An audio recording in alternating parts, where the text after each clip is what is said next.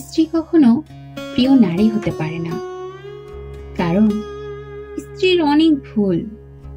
বেশিরভাগ লোককে যদি প্রশ্ন করা হয় আপনার জীবনের সবচেয়ে প্রিয় নারীকে, স্বভাবতই অনেকে উত্তর দেন মা, কেউ বলেন বোন, কেউ বা বলবে নানি, কারণ সে তাকে কোলে পিঠে করে মানুষ করেছে।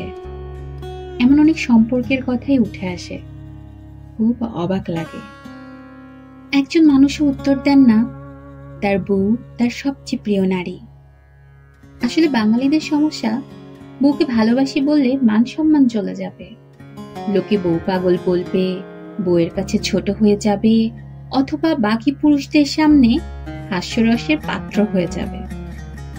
এমন একজন মানুষও কি নেই যার হাসপাতালে বেডের পাশে নির্ঘুম রাত কাটিয়েছে তার স্ত্রী, অথবা একসাথে জীবনের যুদ্ধটা করবে বলে বাবার বাড়ির আভিজাত্যকে দূরে রেখে স্বল্প বেতনের ছেলেটার হাত ধরে বাবার বাড়িটা ছেড়ে এসেছে। শ্বশুর বাড়ির ঝাল তরকারি ভাত খেতে না পেরেও ফোনে বাবার বাড়িতে জানিয়েছে অনেক ভালো আছে, নাকি নিজের বিছানা, মায়ের রান্না, জন্মের পরের বাড়িটা সব ফেলে আসা অনেক সহজ, যার কারণে বউ কখনো প্রিয় নারী হওয়ার যোগ্যতা রাখে না।